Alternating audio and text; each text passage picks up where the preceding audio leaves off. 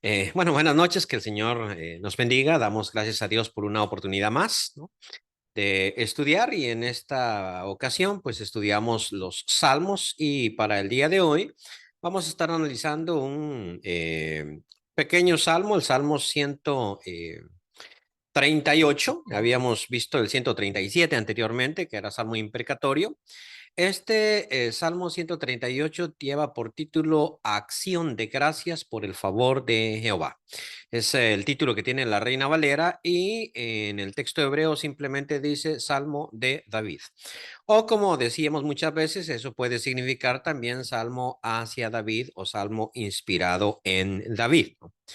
Dice el Salmo, te alabaré con todo mi corazón.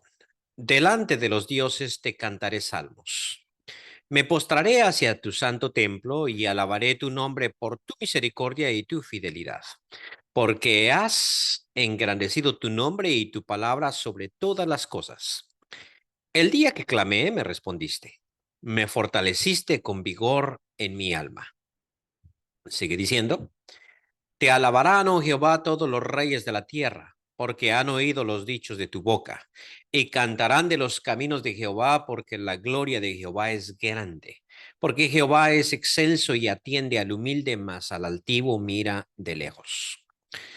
Si anduviere yo en medio de la angustia, tú me vivificarás. Contra la ira de mis enemigos extenderás tu mano, y me salvará tu diestra. Jehová cumplirá su propósito en mí. Tu misericordia, oh Jehová, es para siempre. No desampares la obra de tus manos. Bueno, prácticamente tiene tres estrofas, podríamos decir. Y la primera nos sitúa en contexto. Te alabaré con todo mi corazón, delante de los dioses te cantaré salmos. Bien. El primer salmo, el primer versículo tiene esta afirmación extraña de los dioses, ¿no? ¿Cómo que existen otros dioses? ¿O cómo es que el salmista dice que en medio o delante de esos dioses va a estar él, ¿no? Y delante de esos dioses cantará al Señor. Lo más probable para interpretar este pasaje, lo más probable es que el salmista, considerando que no sea David, sino que el salmo realmente se escribió en honor a David o en inspiración de David, lo más probable es que el salmista se encuentre en el exilio. Entonces, si nosotros pensamos un poquito en cómo era para un judío vivir en el exilio, estar cautivo en Babilonia, donde obviamente los babilonios tenían sus propios dioses, ellos adoraban al dios Marduk, entre otro montón de deidades, ¿no? Entonces, en esa circunstancia, él estaba rodeado por gente poderosa que tenía a sus propios dioses. Y entonces, lo que él dice es una muestra de gran lealtad hacia el Señor. Lo primero que puede suceder, ¿no? Es que en un mundo donde existen otras deidades, otros dioses, uno pueda sentirse avergonzado de estar adorando al Señor si hay otros dioses que a la vista de la gente parecen más poderosos, porque cualquiera hubiera dicho que los dioses de Babilonia eran más poderosos porque Babilonia conquistó Israel. Entonces, obviamente los dioses de Babilonia eran más poderosos que los dioses judíos. Sin embargo, el salmista dice, no, no, no, no, definitivamente, aunque yo esté en el exilio en medio de todas esas deidades, en medio de esas deidades o delante de esas deidades, yo voy a alabar al Señor, yo cantaré salmos a su nombre. Y no solamente el hecho de cantar los salmos, sino que afirma con todo mi corazón. Versículo 1, te alabaré con todo mi corazón. Delante de los dioses te cantaré salmos. Entonces, en la situación más adversa, difícil que él se encuentra allá en el exilio, él toma la decisión de alabar al Señor y alabarlo con todo su corazón. Eh, Decía, uno de los problemas que él podía enfrentar es que le diera pena alabar al Señor y otro de los problemas que él pudiera enfrentar es que su corazón estuviese dividido. Que eso es lo que pasa con la gente en el sincretismo. Con una parte del corazón alaban al Señor, pero su alabanza hacia el Señor no es completa porque con otra parte del corazón alaban que a los Estados Unidos. a los Estados Unidos, por ejemplo, que es un poder, ¿no? Que se opone o está en rivalidad con el Señor, porque ¿en quién está tu confianza? ¿En el Señor o en la policía? ¿En el Señor o en el ejército? ¿En el Señor o en cuál otra, no? Entonces él dice, mira, estoy aquí, pero yo con todo mi corazón alabo al Señor y delante de los dioses cantaré salmos. ¿Cuál es su razón? Versículo 2, me postraré hacia tu santo templo. Ok, esto lo ubica también en el exilio, porque si él estuviera en Jerusalén, por ejemplo, si fuera David, ¿qué necesidad tendría? Bueno, de hecho, cuando David está en el trono, el templo no existe. Lo que existe es el tabernáculo. Aquí dice templo. Pero digamos, si es un descendiente de David que está en Jerusalén, él puede ir al templo. O sea, él no necesita postrarse en dirección al templo. Él está en el templo. Así es de que el salmista en cuestión no está en Jerusalén y probablemente tampoco en Palestina, sino él se encuentra en el exilio. Por eso dice él, me postraré hacia tu santo templo. Más o menos, si nosotros pudiéramos ubicar en el contexto de Daniel, sería como la idea, ¿no? De que Daniel, dice la escritura, en el medio del imperio medo-persa, es un administrador tan bueno y correcto en todos sus caminos que el rey lo pone sobre todo, ¿no? O sea, pone a 30 sátrapas y sobre ellos a tres, y uno de esos tres era Daniel y no había otro que se pareciera a Daniel. Y a la gente, pues eso le despierta envidias. Y empiezan a buscarle el talón de Aquiles, que a cualquiera de nosotros se lo encuentran, pero rápido, porque todos tenemos un talón de Aquiles. Pero Daniel no lo tiene, o sea, es perfecto en todos sus caminos. O sea, el hombre no hay cómo agarrarlo, no comete actos de corrupción, ni siquiera hace cosas buenas que parecen malas donde lo pueden agarrar. Y dicen los enemigos, pues la única forma en que lo podemos a él agarrar es por medio de su Dios. Ahí sí. Y hacen que el rey Medo Persa firme un edicto donde se dice que por X espacio no se puede pedir a otra deidad que no sea a él. Y Daniel tiene un problema porque Daniel tiene la costumbre de orarle al Señor.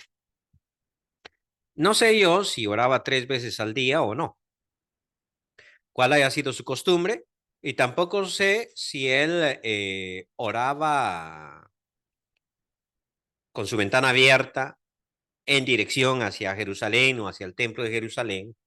No sabemos cuál haya sido su costumbre. Tal vez oraba en su cama, oraba de pie, oraba cuando caminaba, cuando administraba, qué sé yo. Pero una vez que la prohibición está, entonces él decide, aquí no importa lo que pase, yo voy a orar al Señor.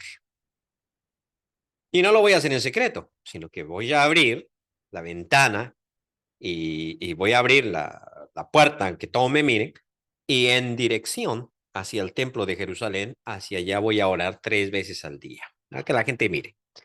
Te alabaré con todo mi corazón. Delante de los dioses te cantaré salmos. O sea, voy a alabarte en medio de la circunstancia difícil. Me postraré hacia tu santo templo. No estoy diciendo que Daniel haya escrito un salmo, sino estoy diciendo que alguien en la perspectiva de Daniel podría haberlo hecho. Y alabaré tu nombre por tu misericordia y tu fidelidad. Estas dos realidades, ¿no? Dos características de Dios, ya las hemos examinado con anterioridad. Sé que Dios tiene muchos atributos interesantes, pero el Antiguo Testamento celebra dos en específico. El Gesed, que se traduce generalmente en Reina Valera como misericordia, como amor se traduce en la nueva versión internacional. Entonces, esa característica que quiere decir lealtad. Dios es leal, ¿no? Hacia aquella persona que toma como su compañero. Entonces él dice, tú has sido leal conmigo, voy a exaltar esta lealtad, ese Gesed. Gesed quiere decir, estoy contigo para lo que sea, en las buenas y en las malas. Y esta es la idea, que cuando uno es el amigo del Señor, el Señor va a estar con uno en las buenas y en las malas, en las dificultades, en cualquier circunstancia, Dios siempre va a estar ahí, porque eso es lo que significa Gesed, ¿no? Y tu emet, tu fidelidad, tu firmeza. ¿verdad? No es que el Señor a veces dice una cosa y al rato cambia de opinión, como nosotros, ¿no? Es que yo hice una promesa así, pero fíjate que ya cambié de opinión porque las circunstancias cambiaron. El Señor permanece fiel a sus promesas. O sea, una vez que promete algo, lo cumple. Curiosamente, cuando se pasa uno al Nuevo Testamento, entonces lo que yo creo, el Gesed del Antiguo Testamento, que se traduce en misericordia, amor o lealtad, es lo que en el Nuevo Testamento se llama gracia. Y el Emet del Antiguo Testamento, que aquí está traducido como fidelidad, es lo que en el Nuevo Testamento se traduce como verdad, ¿no? El Dios verdadero. Contrario al falso, porque el falso es el que en el momento de dificultad no aparece. El amigo falso es aquel que le muestra a uno mucha amistad, mucho carisma, mucha alegría, mucha risa, pero que cuando uno lo necesita, pues no estás. Entonces eso es falso. El amigo verdadero es aquel que en las circunstancias difíciles aparece a la par de uno. Juan dice, y vimos su gloria, gloria como la del unigénito del Padre, lleno de gracia y de verdad. O sea, exalta esas dos ideas una vez más. Jesús estaba lleno de gracia, de Gesed, y lleno de verdad, de Emet, su estabilidad. Porque sigue diciendo el salmista en el mismo versículo 2, has engrandecido tu nombre y tu palabra sobre todas las cosas. Varias veces he comentado esto también con anterioridad. Hoy en día, la palabra de la gente no sirve para nada. O sea, es que mira, te prometo que yo te prometí. O sea, la palabra de la gente no sirve para nada. Eso es típico de nuestra cultura occidental. Por eso es que nosotros todo lo resolvemos mediante cuestiones legales. O sea, ¿qué? Hiciste contrato, firmaste, ¿no? ¿Y por qué firmaste? Bueno, porque ya sabemos que la palabra no sirve para nada. Empeñaste. Sí que empeñé. La escritura dice, si empeñaste tu palabra, para nosotros eso da risa. ¿Qué fue lo que empeñaste vos? Tu palabra. Eso no sirve para nada. Eso no vale. En cambio, en el antiguo Israel, la palabra valía. O en la antigüedad, ¿no? Los tratos se hacían con un apretón de manos y eso vale, porque empeñaste tu palabra, porque diste tu palabra y tu palabra se cumple. Cuando hablamos nosotros de Dios, Dios no tiene otra cosa para empeñar que su palabra. Y entonces uno dice, uy, solo su palabra. No, es que su palabra es su palabra. O sea, cuando el Señor hace un juramento y su juramento es solemne, eso lo va a cumplir. Y cuando promete algo, aunque no sea tan solemne, igual lo va a cumplir. El versículo dice eso, has engrandecido tu nombre. ¿Cómo? Bueno, cuando hablamos del Señor, ¿de quién estamos hablando? Y tu palabra sobre todas las cosas. En perfecto paralelo, tu nombre y tu palabra. Diste tu nombre, diste tu palabra. O sea, ¿tu palabra realmente vale? Bueno, versículo 3. El día que clamé, me respondiste. Me fortaleciste con vigor en mi alma. Hay un momentito en el que el salmista tuvo un problema.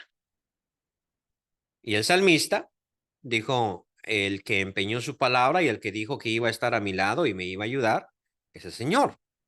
Entonces yo voy a clamar a Él, en vez de clamar a cualquier otra deidad, en vez de pedir ayuda a cualquier otro poder. Y resulta que clamé al Señor y Él me respondió y me fortaleció en vigor. Mi alma se fortaleció porque me respondió. Entonces, porque me respondió, yo voy a alabar tu nombre por tu misericordia, por tu fidelidad, porque me lo has demostrado, porque tu palabra no es en vano, está allí y porque tu nombre no es como cualquier otro nombre. Entonces, por tanto, me postraré hacia tu templo y en medio de la dificultad de los distintos dioses que puedan existir, yo te voy a alabar. El segundo párrafo nos recuerda a nosotros un corito famoso que hemos escuchado más de alguna vez, ¿no? Te alabarán, oh Jehová, todos los reyes de la tierra, porque han oído los dichos de tu boca. Y cantarán de los caminos de Jehová, porque la gloria de Jehová es grande, porque Jehová es excelso y atiende al humilde, mas al altivo mira de lejos. comenzamos con esa idea de te alabarán, oh Jehová, todos los reyes de la tierra. Entonces el salmista está convencido de que el Señor va a ser tan engrandecido que los reyes de la tierra lo van a alabar. Y lo van a alabar por los dichos de su boca, por lo que él afirma, ¿no? Porque la gloria de Jehová, dice el versículo 5, es grande. Es que poco se ha explotado en teología ese término gloria, ¿no? La gloria de Jehová. Que la gloria de Jehová es lo mismo prácticamente que el rostro de Jehová en hebreo, del Antiguo Testamento. Gloria y rostro son una misma palabra. Y cuando uno lee, por ejemplo, Romanos capítulo 5, dice Pablo algo bien, bien raro que al principio no se entiende.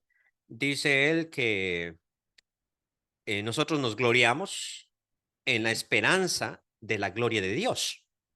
¿Eso qué quiere decir? La esperanza de la gloria de Dios. Dicho de otra manera, nuestra esperanza está puesta en la gloria de Dios. Y a para uno eso no tiene sentido porque para nosotros la palabra gloria significa estar exaltado, ¿no? Estar exaltado, o sea, significa estar como brillante, como que uno tiene una aureola de luz alrededor. O sea, qué glorioso eres.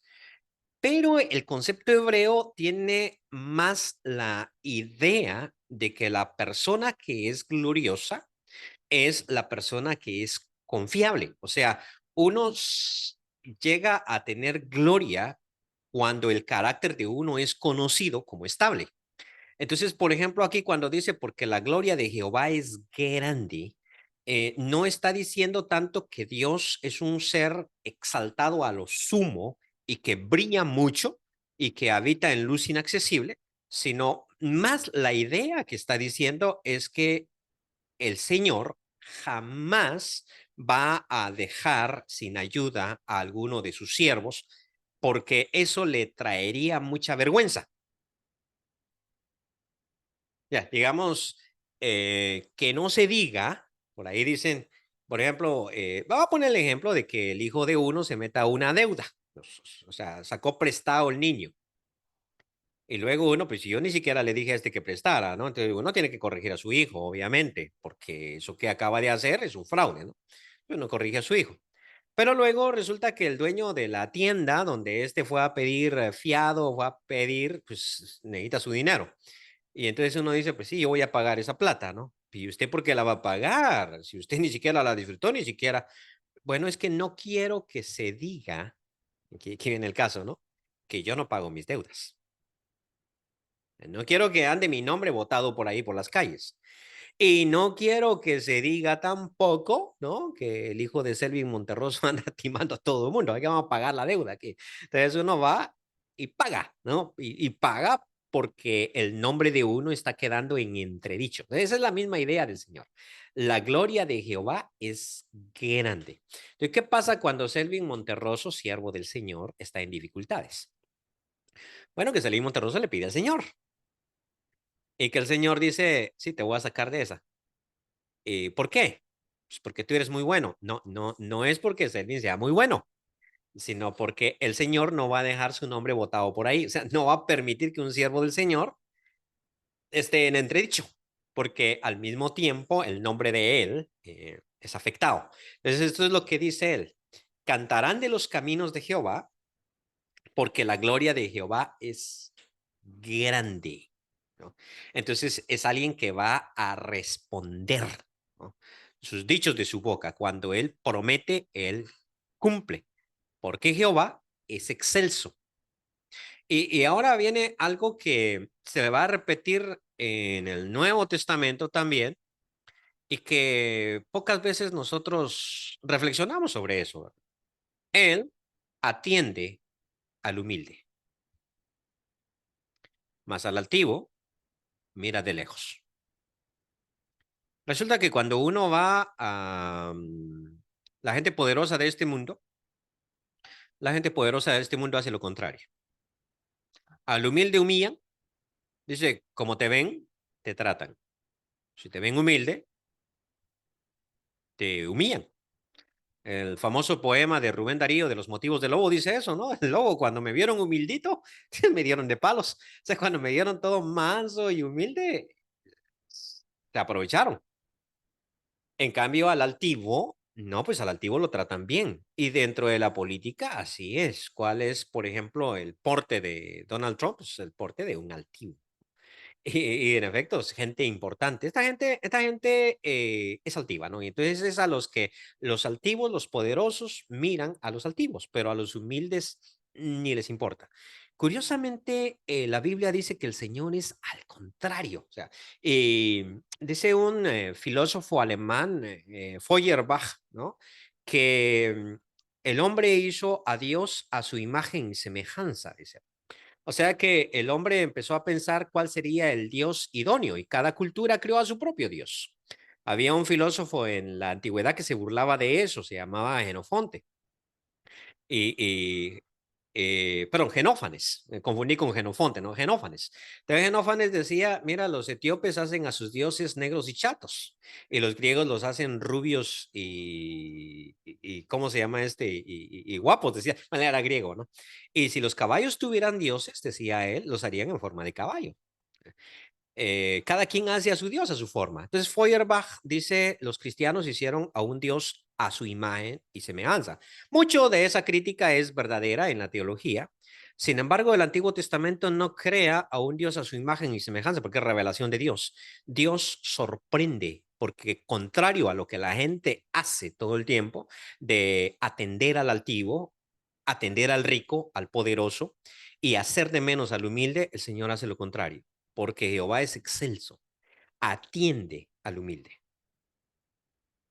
Al altivo lo mira de lejos.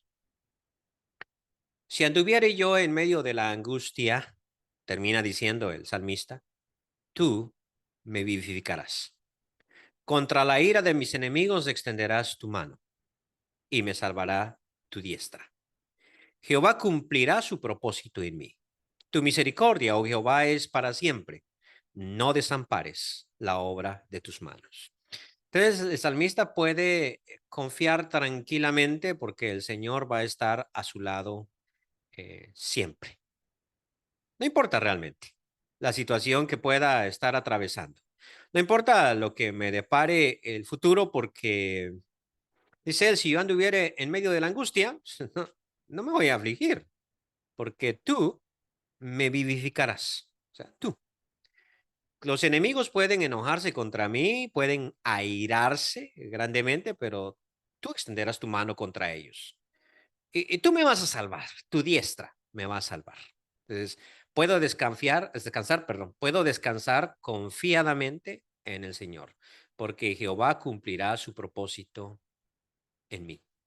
Aunque termina con la oración, no desampares la obra de tus manos.